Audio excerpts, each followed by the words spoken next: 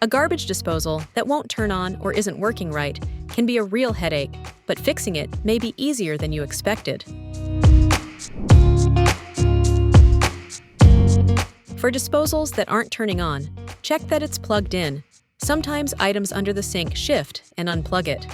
If that doesn't work, try resetting the disposal, unplug it, and press the reset button, which is usually on the side or bottom of the unit. Overheating can also cause problems. Wait a few minutes for it to cool down, then run the cold water and try it again. In some cases, the disposal circuit breaker may have tripped. Check your home's electrical panel and flip the switch to reset the breaker if needed.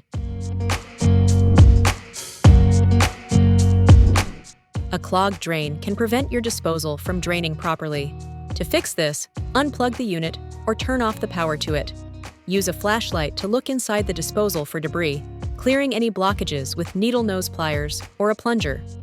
Once clear, flush the drain with water, plug the unit back in and test it.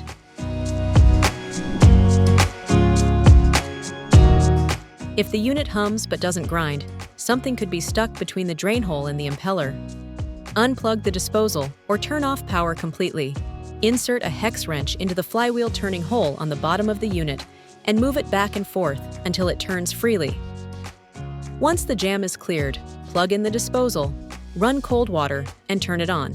You may need to also press the reset button.